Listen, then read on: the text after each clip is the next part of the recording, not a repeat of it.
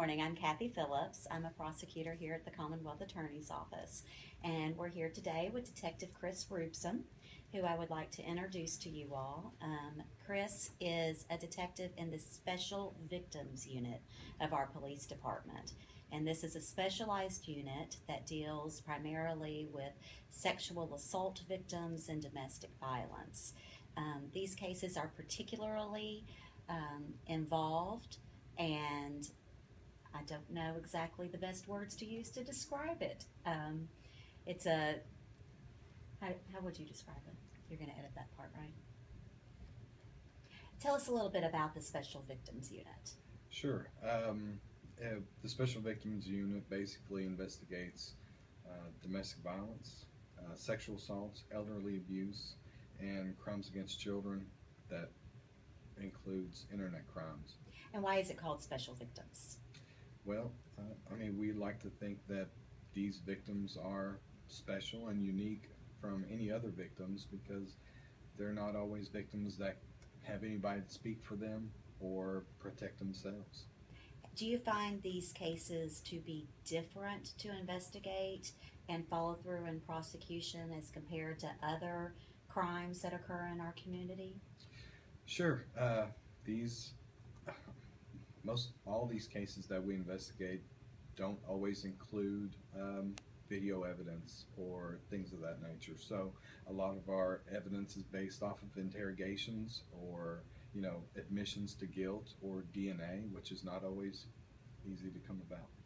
And I have found in prosecuting these cases, and I'll talk specifically about rape cases because we had a big rape case together recently. In rape cases, do you find that it often comes down to a quote, he said, she said, as in the victim gives a description of the events and the defendant gives a description, and then you're just sitting there looking at one story versus the other? Sure, yeah, absolutely. And is that particularly difficult when it comes down into the prosecution and ultimate hopeful conviction in a case? Absolutely. And we learned in our investigation that sometimes the defense's story changes a little bit and you have to change course and be able to get evidence to contradict what they're trying to say.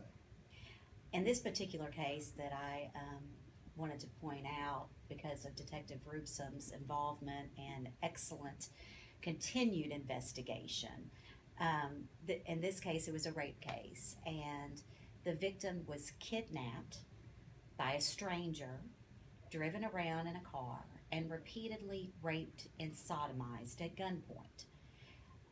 Just saying that much, it sounds like that would be an easy case to solve and an easy case to prosecute and get a conviction on and send him to prison where he should be. However, in this particular case, there ended up being very little corroborating evidence, and when the DNA came back, there weren't sufficient evidentiary samples to solve the case. Detective Jeremiah Harville has been a detective in the Special Victims Unit for a long time, and everyone in our office is a fan of his because he does such incredible work in these cases. Fortunately for him, he was promoted. He was the lead investigator on this rape case and was promoted to sergeant. So as the case came through for prosecution, Detective Ruebsam, who wasn't even a member of the Special Victims Unit yet, stepped up and really picked up the ball, and that's what I would really like to commend him for today. Chris, when you first became involved in this case, were you a member of the Special Victims Unit? No, I was actually on a temporary assignment assigned to special victims, and I remember Jeremiah calling me that morning and saying, would you mind coming out with me? And it would be a good learning experience. And little did we know that this case would manifest so quickly, and you would have two crime scenes, and it turned out more from him showing me step by step what to do into just, I'm going to need you to go do this, and you're kind of on your own. So it was interesting. And you learned a lot from Jeremiah as Absolutely. you all made the arrest. Mm-hmm. How about after the arrest? And I'll never forget the day we sat around this table, several investigators and myself, and Jeremiah had been promoted to sergeant, and I said, I need someone to help me. Yeah, and since it was assigned, and I was still pretty fresh to the unit, I figured it would definitely be a good experience of being assigned to our unit and Jeremiah having the case to begin with, and me kind of tagging along for the ride. I thought it would be fitting for me to help out. So, And you did. and I did. What was so interesting about working, interesting's not the right word, when Chris and I started working on this case together, and I just started spitting out lists. Detective, I need you to do this, or I need you to do that. And Detective Ruebsam immediately responded to every request and then said, what else can I do? What will make this case stronger? And it was very encouraging to work with him because we have a detective who wants to see through the case. It's important for the detective and the prosecutors to work together because things continually arise in these cases. In rape cases, it is almost expected for the defendant to claim that the victim consented and usually actually go ahead. It was sex in exchange for drugs. Even after a defendant is arrested, we expect him to change his story. And in this case, he did. He immediately started claiming that this victim was a prostitute or a crack whore, that somehow she consented to these sexual acts and it was sexual intercourse by consent. We all knew, all of us that had met her, that that was absolutely not true. This is one of the most horrific, violent stranger rape cases that I've seen in almost 20 years. So it became our ongoing job to continue to disprove everything he put out there. And Chris and I actually called it the whack-a-mole case. I mean, every time it came up with something, we had to whack it out. So every time he would say something or we would hear he was saying something to other people, I would call Detective Ruebsam. And an example is, do you remember when we called you and asked you to go to the strip club? Absolutely. It was pretty late at night, and luckily I didn't even have to go in because the manager was out front at a window. And it's also an interesting conversation when you have to tell your wife for your job you have to go out to a strip club to investigate. But it was worth it all along to work the late hours and things of that nature because this victim, she was special, and it was just the right thing to do. So they would claim she was a prostitute or she worked at Camelot. We called up Detective Ruebsam and said, we need you to go to Camelot and make sure she didn't work there. He'd go talk to the manager and pull the records and make sure she didn't work there.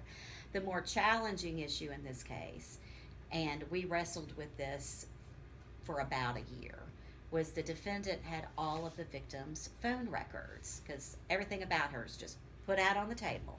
Had all of her phone records, and he claimed that there was a phone call or a text between the two of them showing that they had contact with each other prior to the sexual assault he was claiming encounter. So do you remember the difficulty of those phone records? Yes, very much so.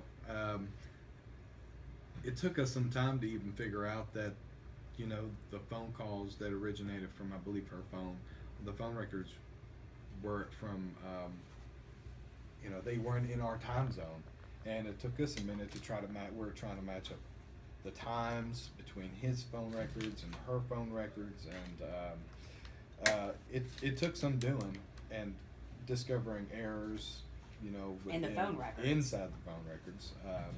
So it took some doing. It took some doing to try to figure everything out and piece it together and go through copious amounts of phone There were records. hundreds of phone calls, and we had to ask our victim about every single number. Detective Ruebsam would call every number, trying to verify who the calls were to, and there was one phone call we just couldn't figure out, and the phone records times were off, and we actually had several phone calls with the phone company saying these phone times cannot be correct. And so I spent hours just begging Detective Ruebsam, to continue looking at him with me, and he looked at him with me, and it took us not hours, but it actually took us days and weeks to finally figure out and prove that some of the phone records times were off. And how did you do that? Oh man, let me think back. Basically, the times between all the time zones and working back, taking daylight savings time in consideration, and working back 4 hours from GMT 0 to our GMT, I think it was +5 or -5 at the time. And then we had some jail phone calls that we discovered that were made from one of the phone numbers, and we knew that the jail phone call times were right, and that the Verizon records that we had were right. So that's how we kind of wanted the phone records, matching up those two with the phone records that we had such a discrepancy with. And then we ended up calling that phone company, and they said, yeah, maybe it was. You actually proved to the phone company that their records were wrong. Yes. And that was an instrumental fact in the case. There you are. Well, Detective Ruebsam, this was quite an introduction to the Special Victims Unit, and you did a lot of hard work on it, and it's very important to continue working on these cases even after arrest. Do you see that as something that is kind of difficult for investigators and detectives? Do you see a burnout rate because there is so much continued work that has to be done in every single case? Sure, it's difficult, and it's something that is just part of it. It's something that is worthwhile, and that's why you joined the unit to begin with. So, I think the most important part is that we set a standard for our unit, and that's what's expected. This is what we have to do, and just pass on that work ethic and how to investigate these cases and what's expected of you, just like Harville did for me. And even more importantly is have people who care. That's right. And we appreciate you. Thank you.